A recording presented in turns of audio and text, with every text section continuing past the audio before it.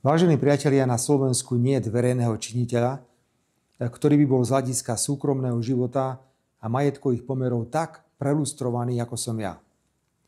O to viac je obľudné, ako médiá poctivo pracujú na šírení preukázaného klamstva, že staviam v Chorvátsku nejakú vilu.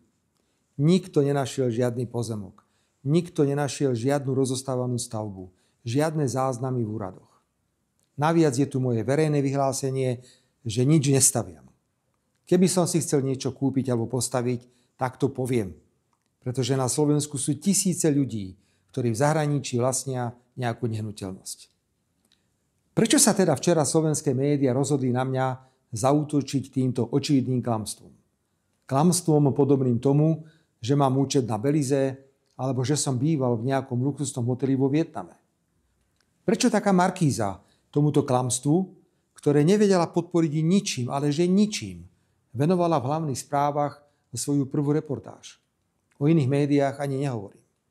Odpoveď je jednoduchá.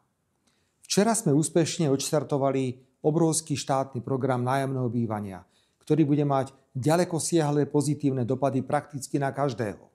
A protivládne médiá potrebovali tento výsledok prekryť.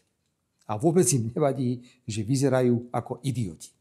Presne ako tí demokrati, tuším Naď a Grendel, ktorí ma v noci čakali na letisku v Bratislave, na ktorom som mal pristáť na súkromnom lietadle zo Splitu cez Prahu.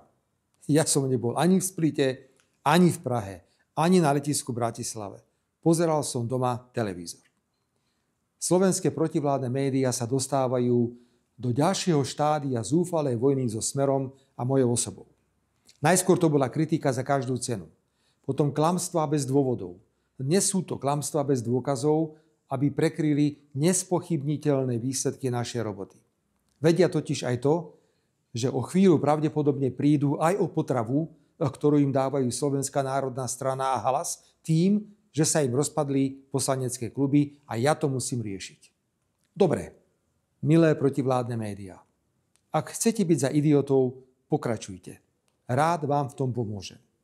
A vôbec mi nebude vadiť, že budete vyzerať ako Igor Matovič, ktorému nechýba nič iné, len kazajka a jednosmerný lístok do psychiatrickej liečebne.